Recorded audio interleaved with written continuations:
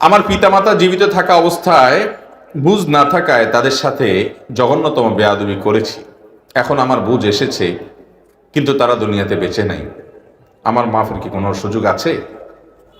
মাশাআল্লাহ ভাই, চমৎকার একটি প্রশ্ন।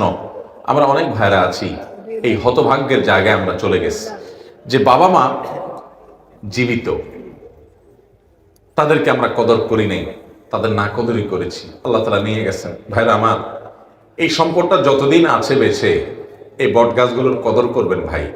অনেক ভাইরা আছেন মনে করেন না, বাপ মা তো আমাকে তেমন কোনো সাপোর্ট দেয় না, তাদের দ্বারা তেমন কোনো উপকার আসে না। ভাইরা আমার, কিচ্ছুর দরকার নাই।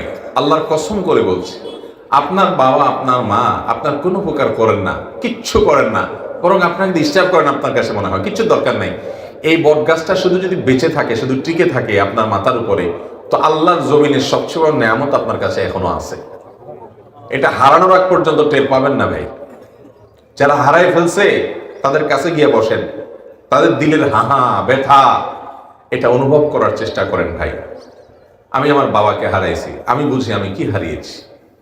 এখনো প্রায় সময়, অনেক দিন হয়ে গেছে, দীর্ঘ 4 মাস হয়ে গেছে, এখনো যখনই মনে পড়ে অস্থির হয়ে পড়ি। নিজেকে নিয়ন্ত্রণ করা অনেক কঠিন হয়ে যায়। বাবার কোনো স্মৃতি দেখলে মানে নিজেকে কন্ট্রোল করা কঠিন হয়ে যায়, চোখের পানি আর ধরে রাখা যায় না, কঠিন। কারণ এই সম্পদ হারিয়ে যাওয়ার পরে সবাই বোঝে যে কি হারাইছি। আল্লাহ তাআলা যাদের বাবা মা বেঁচে আছেন তাদেরকে কদর করার তৌফিক দান করুন। বাবা মার সামনে কখনো জোরে কথা বলবেন না ভাই, কখনো না, কোনো দিন জোরে কথা বলবেন না ভাই। বাবা মার ঋণ এটা কোনোদিন শোধ করা যায় না। নিজের গায়ের চামড়া দিয়ে যদি বাবাকে মাকে জুতা বানায় দেন, আপনার নিজের শরীরের চামড়া দিয়ে যদি জুতা বানায় দেন আপনার বাপ মাকে, ঋণ শোধ হবে না ভাই। এই ঋণ শোধ করা যায় না, আপনি চাইলেও পারবেন না ঋণ শোধ করতে। একজন সাহাবী এক ব্যক্তিকে দেখলেন তার মাকে পিঠের উপর নিয়ে তওয়াফ করতেছেন। হজে যারা গেছে তারা জানেন নিজের শরীর নিয়ে হজ করা কত কষ্টের কাজ। সেখানে একজন বৃদ্ধ মানুষকে কাঁধের উপরে নিয়ে নিয়ে আরাফাত, মিনা, মুজদালিফা, তওয়াফ, সাই এগুলো করা যে কত কষ্টের, এটা যারা হজ করছেন তারা জানেন। তো একজন লোক এরকম কষ্ট করতে করতে তার ভিতরে এক ধরনের আত্মতৃপ্তি আসছে যে আমি তো আমার মায়ের হক মনে হয় আদায় করে ফেলছি, যে মা আমাকে গর্ভে ধারণ করেছেন, দুগ্ধ দান করেছেন, আমি মনে হয় হক আদায় করে ফেলেছি। তখন তিনি ওই সাহাবীকে জিজ্ঞাসা করলেন, আমি আমার মার হক আদায় করছি না? কি বলো, এত কষ্ট করছি আমি? উনি বলছেন, জি না, তুমি এরপরও তোমার মায়ের হক যেভাবে আদায় করা দরকার তার সবকিছু আদায় করে সমান সমান করে দিয়েছো। এটা হয় নাই, সম্ভব না এটা। নিজের স্ত্রী যখন সন্তান সম্ভবা হয়, এটা জিজ্ঞেস করে দেখেন কষ্টটা কি। আরে ভাই, স্ত্রীকে জিজ্ঞেস করার দরকার নাই। আপনার পেটের সাথে 3 কেজি 4 কেজি ওজনের পাথর, ইট, এটা পেটের সাথে একটু ঝুলায় রেখে 1 সপ্তাহ একটু হাঁটা চলা করেন, শুয়ে দেখেন, ঘুমায় দেখেন কেমন লাগে। আমার কথা বোঝেন নাই? একটা ইট সুন্দর করে প্যাকেট করে পেটের সাথে ঝুলাইয়া, বেশি না, মাত্র 7 দিন বাজারে ঘাটে চলাফেরা, ঘুম, গোসল, খাওয়া দাওয়া সবকিছু করেন, দেখেন কেমন লাগে। ভাইরা আমার, 10 মাস যে গর্ভধারণ করে, স্বয়ং আল্লাহ তাআলা কোরআনে বলছেন, হামালাতহু উম্মুহু কুরহাম ওয়া ওয়াদাআতহু কুরহা। মানুষের মা তাকে অনেক কষ্ট করে গর্ভধারণ করে। আল্লাহ বলছেন কষ্ট করে গর্ভধারণ করে, আল্লাহ জানেন, এবং গর্ভ খালাস করেন, সন্তানকে জন্ম দেন যখন, অনেক কষ্ট হয় ভাই। এই কষ্ট জীবনে কোনোদিন আমরা কল্পনাও করতে পারবো না। এরপরে তো দুগ্ধদানের কষ্ট আছে ভাই। আমরা যারা বাবা, বাচ্চারা একবারে বেশি 2 বার ডিস্টার্ব করলে ধমক একটা বেশি 5টা দিয়ে দিই। আর মা অনেক মা আছে দেখবেন ঘুম পাগল মা, কিন্তু বাচ্চা যখন একটু মা করে উঠে, একটু আওয়াজ দিয়ে উঠে, ঘুম পাগল মাটা পর্যন্ত ঘুম থেকে জেগে যায়। ভাই, মা বাপের ঋণ কোনোদিন শোধ করা যায় না। খবরদার, অনেক যুবক ভাইরা আছেন, অনেক ছোট বাচ্চা আছে। আজকে সকালে আমার বাসায় এক ভদ্রলোক তার ছোট ছেলেকে নিয়ে আসছে, এরকম একটা ছোট ছেলে, কত আমার 7-8 বছর বয়স হবে। যিনি নিয়ে আসছেন তিনি বাচ্চাটার নানা হন। নানা তার নাতিকে নিয়ে এসে আমাকে বলতেছে, ওকে একটু নসিহত করেন, ওর জন্য একটু দোয়া করে দেন, কারণ ওর মার সাথে বেয়াদবি করে। তো আমি চিন্তা করলাম সমাজ কোথায় চলে যাচ্ছে, একটা 8 বছরের বাচ্চা মার সাথে বেয়াদবি করছে। ভাইরা আমার, এই একটা জায়গায় নো কম্প্রোমাইজের জায়গায় চলে যাবেন, নিজের স্ত্রী বলেন, বন্ধু বান্ধব বলেন, সবার সাথে। যেমন মা বাবা, তো এখানে কোনো কম্প্রোমাইজ নাই। মা বাবা একদিকে, সারা পৃথিবী একদিকে, সারা দুনিয়া একদিকে, আমার মা বাবা একদিকে। চেষ্টা করবেন তো ইনশাআল্লাহ। ভাইরা আমার, যারা মা বাবাকে হারিয়ে ফেলেছেন, কদর করতে পারেননি, এখন আফসোস হচ্ছে, আপনাদের জন্য করণীয় আছে। সহিহ মুসলিমের হাদিসে বর্ণিত হয়েছে, নবী করিম সাল্লাল্লাহু আলাইহি সাল্লাম বলেছেন, ইন্না মিন আবাররিল বিররি রাজুলি মাআল ওয়ালিদাইন, কোন মানুষ তার বাবার প্রতি, মায়ের প্রতি, হাদিসে শুধু বাবার কথা আসছে কিন্তু বাবা মা দুজনই উদ্দেশ্য, বাবা মায়ের প্রতি যদি কেউ সদাচরণ করতে চায়, তাহলে বাবা মার মৃত্যুর পর বাবা মা যাদের সাথে চলাফেরা করতেন, তাদের সে বন্ধু বান্ধব, তাদের যে আপনজন, তাদের সে প্রিয়জন, তাদের সাথে বাবার মতো আচরণ করবেন। যেমন আপনার বাবার একজন বন্ধু ছিলেন, তার সাথে উনি অনেক বন্ধুত্ব ছিল, আপনি তাকে বাবার মতো সম্মান করবেন। আপনার মা বান্ধবী ছিল, আপনার এক খালার সাথে তার খুব সম্পর্ক ছিল, আপনি অন্য খালার চাইতে ওই খালাকে একটু বেশি কেয়ার করবেন, কারণ মায়ের বান্ধবী। কথাকে বুঝাতে পারছি? সেই সাথে আল্লাহর কাছে চোখের পানি ফেলে দোয়া করবেন, আল্লাহ আমার বাবাকে, আমার মাকে আপনি মাগফিরাত নসিব করেন। খুব দোয়া করবেন, চেষ্টা করবেন তো ইনশাআল্লাহ। আল্লাহ তাআলা আমাদেরকে এই নেয়ামতকে সময় থাকতে কদর করার তৌফিক দান করুন। মানুষ কুকুর পালন করে, কুকুর প্রত্যেক দিন মাংস খায়, কুকুরের পিছনে খরচ হয় মাসে 50,000 টাকা। এটা খুব গর্ব নিয়ে অনেকে বলেন এবং বলেন মানুষকে বিশ্বাস করা যায় না, কিন্তু কুকুরকে বিশ্বাস করা যায়। অথচ ওই বাইরের কাজের লোক, দারোয়ান, ড্রাইভার, তাদের মাসিক বেতন 10 থেকে 15,000 টাকা।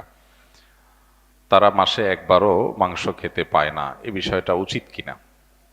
দেখুন, পশ্চিমা বিশ্বের মানুষদের দ্বারা প্রভাবিত হয়ে আমরা এমন অনেক কাজ করি যে কাজগুলো অযৌক্তিক এবং একই সাথে ইসলামের দৃষ্টিকোণ থেকে অপরাধ। তন্মধ্যে থেকে এটি একটি বিষয়।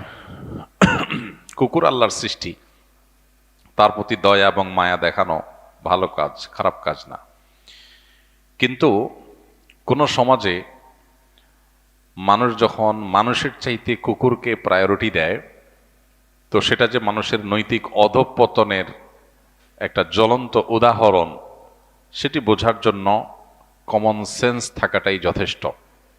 কিন্তু দুর্ভাগ্য, আমাদের অনেকের সেই কমন সেন্সটুকুও নাই, আমরা সেটাও হারিয়ে ফেলেছি। পৃথিবীর অনেক দেশ আছে যে দেশে নিজে সন্তান গ্রহণ করে না, পারিবারিক জীবনে, বৈবাহিক জীবনে সন্তান গ্রহণ করে না, কুকুর নিয়ে সময় কাটায়।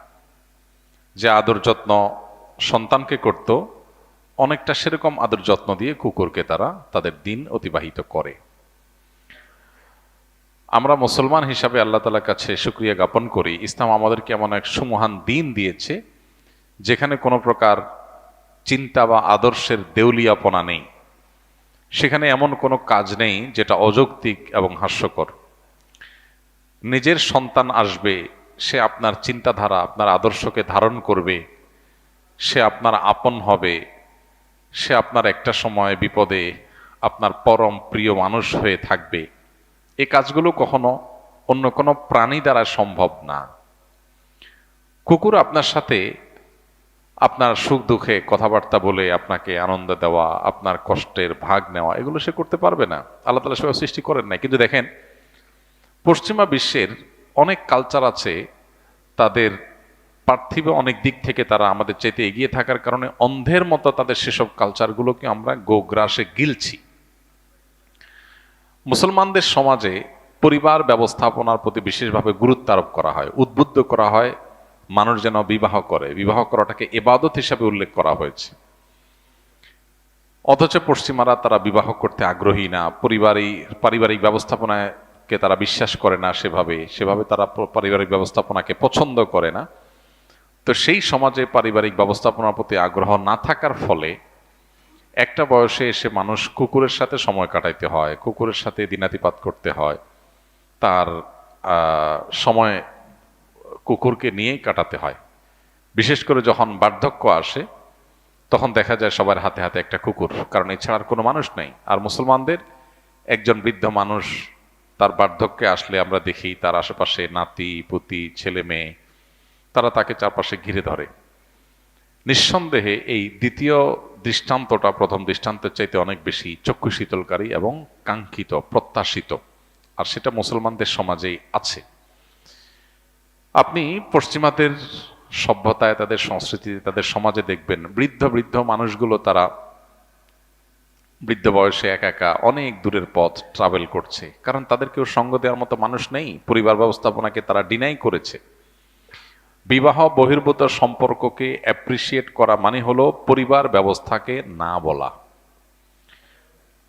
বৈবাহিক সম্পর্ককে যত বেশি আপনি অ্যাপ্রিসিয়েট করবেন তত বেশি পারিবারিক বন্ধন স্ট্রং হবে, মানুষের ধারা পৃথিবীতে টিকে থাকবে। পশ্চিমাদের অনেক দেশে আপনারা জানেন মানুষের জন্মের হার কমতে কমতে এমন একটা পর্যায়ে চলে গেছে যে তাদের দেশ চালাবার মতো প্রয়োজনীয় মানুষও নেই। এজন্য তারা স্টুডেন্ট ভিসা দিয়ে আমাদের দেশ থেকে, গরিব দেশগুলো থেকে মানুষ নিয়ে যায়, নিয়ে তাদেরকে তাদের মতো করে গড়ে তোলে। তো আলহামদুলিল্লাহ, ইসলাম আমাদেরকে জীবন দর্শন দিয়েছেন, সেখানে মানুষের চাইতে অন্য কোনো প্রাণীকে প্রায়োরিটি দেওয়ার কোনো সুযোগ নেই। আল্লাহ বলেছেন ওয়ালাকাদ কাররামনা বানি আদম, বনি আদমকে, আদম সন্তানকে আল্লাহ তাআলা শ্রেষ্ঠত্বের মুকুট দান করেছেন। অতএব অন্য কোনো প্রাণীর প্রতি অতিরিক্ত মায়া পরবশ হয়ে মানুষকে তার চাইতে প্রায়োরিটি কম দেওয়া, এটা হলো মানবতা বিরোধী সংস্কৃতি এবং কালচার। এটাই ধারণ করছে যারা, তারা নিজেদেরকে সবচেয়ে বেশি মানবতাবাদী বলে। মানবতার প্রতি মায়ার চাইতে যাদের কুকুরের প্রতি মায়া বেশি, তারা কখনো মানবতাবাদী হতে পারে না। এই জন্য প্রকৃত অর্থে মানবতাবাদী মুসলমানরাই। মুসলমানদের চাইতে বড় কোনো মানবতাবাদী নেই। এটা তো ঠিক যে 50,000 টাকা অনেকে কুকুরের পিছনে খরচ করেন, অথচ বাসার কাজের লোকদের 10,000 টাকা বেতন দিতে তার বাধে। এই লোকগুলো মানুষ হয়েও মানবতার অপমান করে। তারা পশ্চিমা সভ্যতায় গা ভাসিয়ে নিজেদেরকে দেউলিয়া করেছে, এবং তাদের এই সমস্ত কর্মকাণ্ড যে গর্হিত, অযৌক্তিক, অন্যায়, অমানবিক এবং বর্বর, সেটা বোঝার জন্য শুধু কমন সেন্সই যথেষ্ট। কুকুর প্রাণী হিসাবে আমাদের দয়া, মায়া, আমাদের সহযোগিতা, এগুলো সে পেতেই পারে, কিন্তু কোন অবস্থাতে মানুষের তুলনায় বেশি হওয়া নয়। আর ইসলাম কোন অবস্থাতে আমাদেরকে বাসা বাড়িতে কুকুরকে আমাদের সাথে থাকার সুযোগ রাখেনি। কেন রাখেনি সেই টেকনোলজি হয়তো আমার জানা নাই, হয়তো আমার স্পিরিচুয়ালি এমনভাবে ক্ষতি হবে আমি নিজেও জানি না। এই জন্য আল্লাহর প্রতি ঈমান আমাদের থাকবে, এবং যারা এরকম করছে তাদের জন্য আমরা হেদায়েতের দোয়া করি। আল্লাহ তাআলা তাদের সুবিবেচনা, সুবোধ, সুস্থ চেতনা এবং চিন্তা দান করুন।